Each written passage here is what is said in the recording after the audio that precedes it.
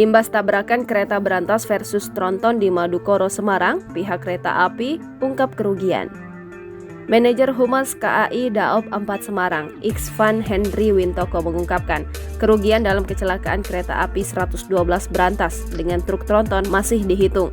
Sejauh ini yang tampak mengalami kerusakan yakni pada jembatan, rel, lokomotif, dan gerbong kereta. Selain itu, Henry saat ditemui pada Rabu 19 Juli 2023 menyebut jika kerugian paling berat yakni dampak imaterial karena citra kereta api di mata pelanggan kurang bagus. Melansir Tribun Jateng, akibat kecelakaan tersebut memang terjadi keterlambatan jadwal pemberangkatan.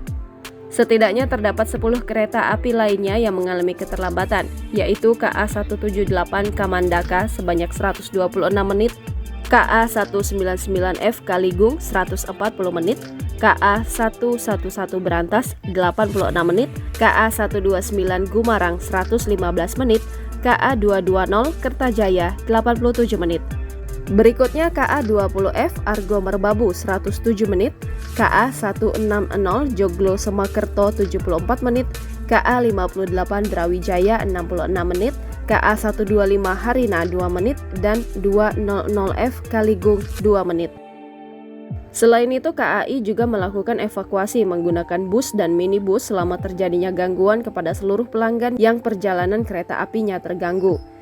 Sebagai bentuk kompensasi kepada pelanggan, KAI juga memberikan servis recovery berupa minuman dan makanan ringan kepada para pelanggan yang perjalanan kereta apinya terdampak. KAI juga memohon maaf kepada seluruh pelanggan kereta api atas keterlambatan yang terjadi. Henry menambahkan, saat ini kereta api Indonesia sedang berupaya secara maksimal agar jalur KA dapat dilalui normal dan perjalanan kereta api kembali normal.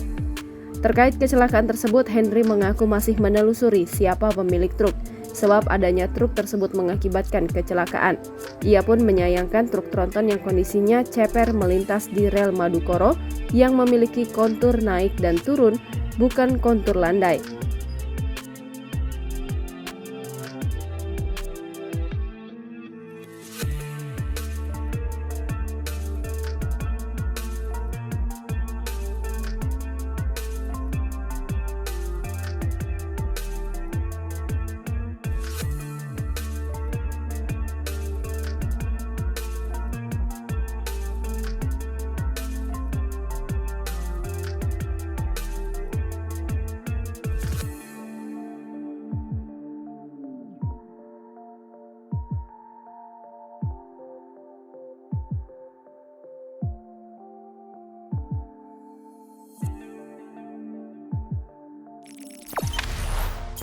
Jangan lupa subscribe, share, komen, dan like ya!